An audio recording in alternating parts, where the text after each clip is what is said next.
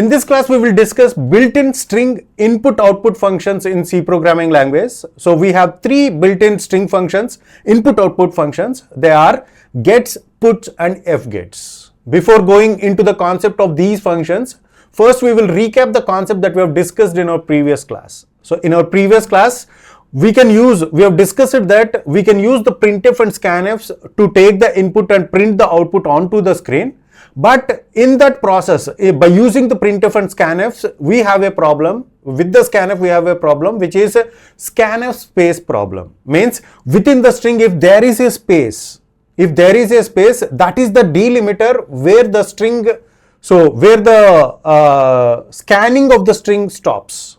So let's experience that by using this example. So in this example, there is a variable, string variable by name, and the size of this variable is, the size of this array is 50 characters, means we can accommodate 50 characters within the string. And now we are prompting the user to enter the name. So once the user enters the name, so it will wait for the user to provide the input.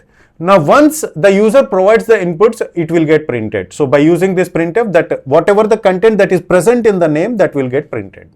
So let's see the output first so that we can easily understand that. So I am running this output.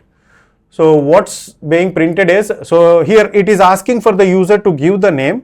Now what I will do is I will give the name as Ajay Ram. Now can you guess the output? What will get printed? Will the complete name gets printed? Ajay Ram gets printed?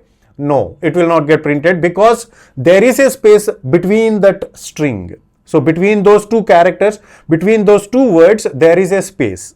So the scanf is going to stop whenever it identifies the first space. Now what is the output? It prints only Ajay. Now is there an alternative for this? Yes, there is an alternative. Within the scanf, if you use this what we call it as pattern matching. So this pattern matching characters within this, instead of this %f, if you give this, it will work. So this is what we call it as pattern matching. So what it states is, so that cap represents that scan all the characters, including the space, scan all the characters. You have to stop scanning until you identify and enter. Until you press, the user presses an enter, scan all the characters and place it in the variable name. So that is what this scanf, the second scanf is stating. So I'm just commenting out this. So let's run this program.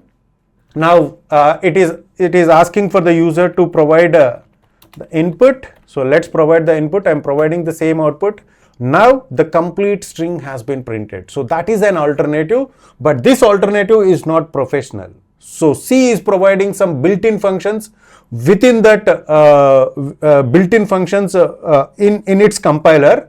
So the built-in functions are gets, fgets, and puts. So first let's start with the gets built-in function. So here is our program for gets. Now the gets is having a problem. So instead for you to understand that the existence of gets, I am discussing this gets, but gets is not practical to use in your program. It is deprecated function. It is already deprecated in C, but using this function is going to be very dangerous. So what is the dangerous, the danger that we are going to get is, so the gets does not consider the size of the string. So let's see here. Here the name is having a size of, the array name is having a size of 5 characters. Even if you give more than 5 characters, that will get scanned into the name by using this gets. Or you are going to get an error, means the output will not get printed, so the error will not get displayed. Your system will crash, right? Because the gets is copying the content onto this array, means it is going out of the scope of the array size. So that is the problem we are having with the gets. So even though the size of the array is smaller and the characters that are provided by the user are greater than the size of the array, the gets is going to scan the elements and put it on the memory. So if there is a space, it will get accommodated. If there is no space, or if your gets is trying to corrupt the memory that is allocated for another variable. So in that case, you are not going to get the output. Let's see the output first so that we can easily understand that if I run this program, what we are going to print is the computer is going to print a warning. The compiler is going to print a warning.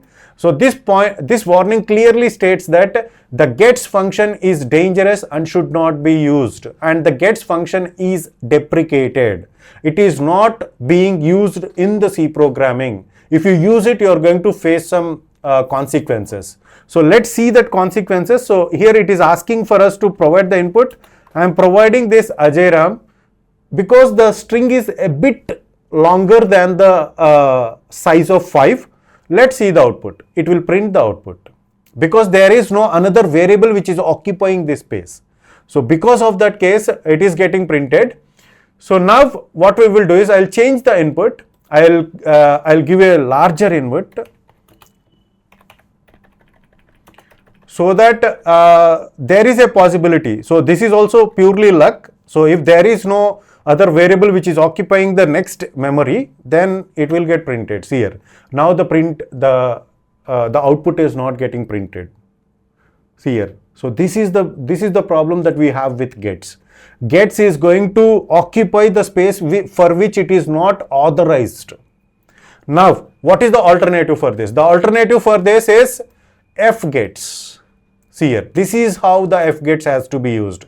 For fgets, you have to provide 3 arguments. The 3 arguments, the first one is name, means the string into which the scanned elements has to be stored, and the next is size. So here it is considering the size of the string. So what it means is whatever the size that you give, so it is not going to take all the characters, it is going to take only the first 50 characters because the size, the value in the size is 50. So in this example, int size is equal to 50. So it states that the size of this particular input that we are going to take should be 50, it is of size 50. So 50 elements has to be accommodated. So that is what we are stating here. And the third argument states that stdin means through which input device you are providing the input. So I am providing the input through standard input device. stdin means standard input device. In the computer language, the standard input device is keyboard. So the third argument states that I am providing the input to you by using standard input device which is keyboard. Okay, that has to be mentioned by using this fgets. This is highly secured in comparison with the gets. It is not going to corrupt, it is not going to occupy the space for which the name is not authorized. So that is the benefit that we are going to get by using this size parameter, size argument within this gets. And standard input is stating that the input that the user has to be provided only by using keyboard. So that is what we are mentioning here. Standard input device. Through that standard input device, I am providing the input. Okay, so let's see the output, and in this function we are using the puts also. The puts is very simple and very straightforward. It is going to put all the characters. It is an output function. It is going to put all the characters that is being scanned into the name directly onto the monitor. So that is what the output, the puts is going to do. So let's see the output. Let's run this program and see the output. So here it is asking for the user to provide the input. Now I am providing this as Ajay Ram, and I will provide it a very large string. Okay, so these are the strings. So this is the string that I have provided. Let's see the output. So all the content is being presented. So that is presented by using this puts of name. So what is the variable within which the array is getting stored, means the string is getting stored.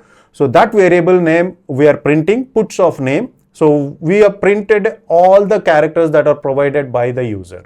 So that is the advantage of fgets. Okay. So that's it for this class. These are the built-in functions that are used for input and outputting the strings.